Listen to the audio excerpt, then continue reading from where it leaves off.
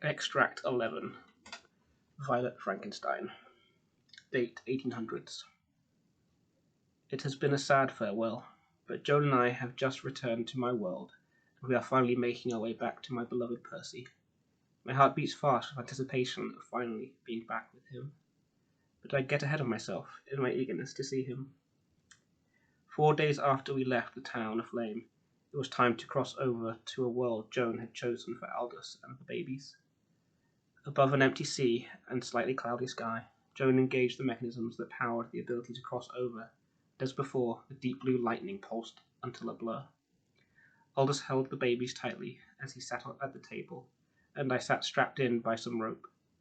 Suddenly, I felt turned inside out and back again, and in my weakened state, I was exceptionally dizzy. And then it was over, and we appeared in a totally different environment. It was warm, and the sun blazed fierce above. Joan turned from the helm and smiled widely as she put her hat on, which had rested on the ear of the horse. She then turned back and steered the ship forward.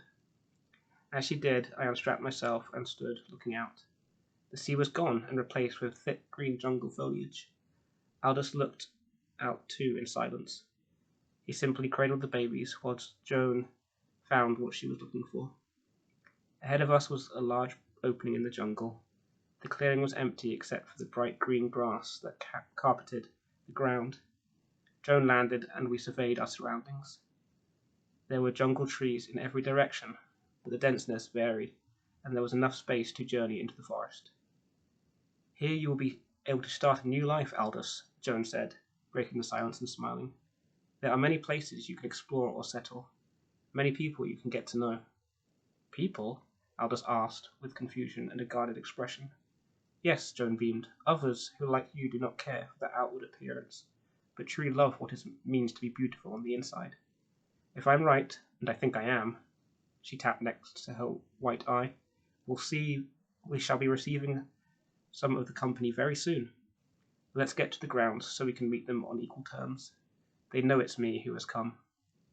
After some help, we all stood on the grass.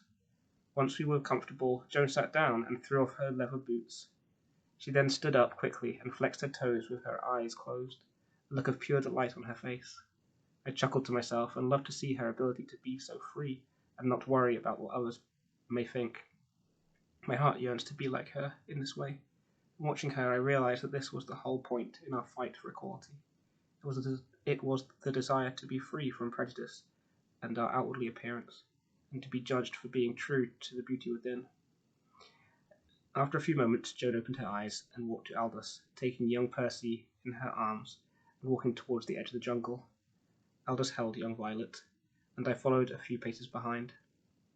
As we approached, we could hear voices and noises getting closer and louder. Joan, in her wisdom, turned to me and gave me a stern look, her eyebrows coming together. Prepare yourself, Violet.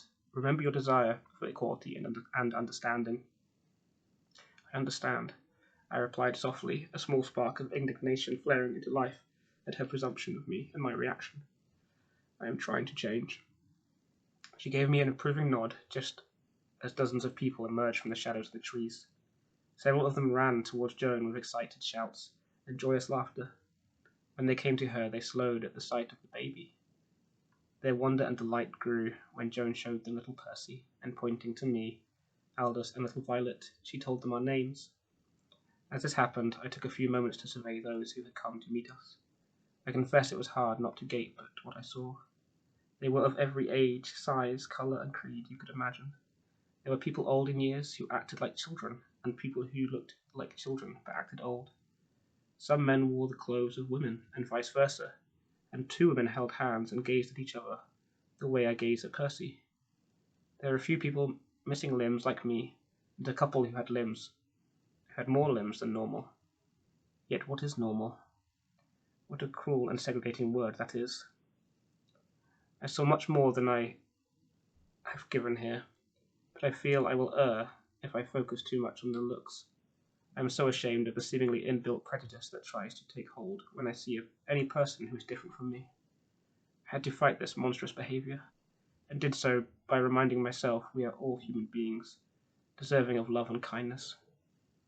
Percy, Joan, and Aldous have helped me realize that if equality is to be achieved, I must understand the outward appearance doesn't matter. Only the desire to be kind, respectful, loving, and understanding. I hope in time the conditioned prejudice leaves me entirely, that I can follow Joan's example. Having taken those few moments to observe all around me, I saw Joan turn to introduce them to me and Aldous. I was nervous as she introduced me, and so conscious of my disability, but found it didn't take long to feel welcome when our hosts had such open and pure hearts. After the introductions, Joan had us sit in a circle, and she recited our story and adventures to those who would listen. Some were more content to playing in the grass, and one person read a book under a tree. The female couple, Angela and Jax, sat with me, and I learned from them that Joan had whisked them away from a world where their love was condemned, and they were to be imprisoned for their crime of loving one another. Their world paralleled my own, and yet, as I listened to their story and their pain, a sense of outrage and anger for their predicament threatened to assail me. Love is our greatest gift. For it to be controlled and dictated by laws seemed so wrong, so grossly unfair and unjust. And now we must be getting Violet back to her darling Percy, Joan said to conclude the story.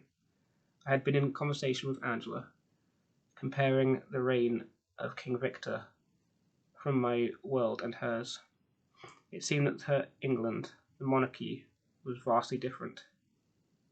I yearned to know more, to understand what had changed, but there was no time. As quickly as disappointment arrived, it left at the thought of returning to Percy, the comfort of his company, and my burning desire for what I will call social justice and equality. A few in the circle clapped, and some hugged both Aldous and I. Such open expressions of kindness took some getting used to, but I cannot deny it was joyful. Aldous, Joan, the babies, and I gathered together. We knew it was time to say goodbye. Thank you, Joan. I will miss you, Aldous said with tears in his eyes. You helped me see my own goodness shine through my rough imitation of humanity, despite the horrors of my creation and early life. For this help you will not be forgotten. Joan smiled back. You were never a rougher imitation, Aldous. You are the best of us, and you are beautiful. Your new family will take care of you and show you your new home. I will come visit when I can. She ruffled the hair of a small boy that ran through our throng, chasing another child and laughing. Not that I'm supposed to, or should even use this world as I have, but the other scriptorians need never know. This brought a wide smile to Alice's face, and a beauty shone through him that for a moment took my breath away. Composing myself, I took a step forward. I will miss you, Aldous, I said, trying to ignore the lightness of my left side, and how even the knotted sleeve of my jacket blew in the light wind, emphasizing the empty space. I wish we had more time to get to know one another, but thank you for taking care of me these past few days. And I will miss you, Violet, he replied. Young Percy and Violet will know of your courage and heroics to save us. I looked at the two babies and thought how wonderful it would be to start my own family with Percy, and the joy and love we would share. I once more tried to not think of his health and what might be wrong. I'm sure everything will be fine. Aldous then laid the babies in a makeshift travelling baskets and hugged me as gently as he could, but the wound at my shoulder still throbbed as he made contact. I masked my agony as best I could. Joan and I then made our way back to the Zeppelin. Once on the deck, I looked at the group that had gathered to wave us farewell. Though slightly sad to leave, I felt joy at the sight and realization that it was over. I had put to right all the mistakes of my mother and atoned for her sins. With this thought, I pondered back to what had happened to Aldous' mother, my own mother's original creation.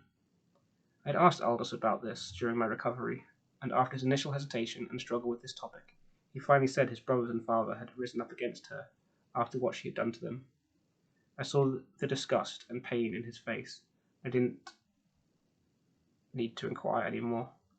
We never spoke of the disturbing and tragic topic again. Their mother had failed them beyond all comprehension, but I knew Aldous was the best hope for this new type of human life. He would raise Violet and Percy in goodness, and they would live out their lives in happiness. I don't even know how long they might live. They are hardy and stronger than us, so I guess they might live a lot longer.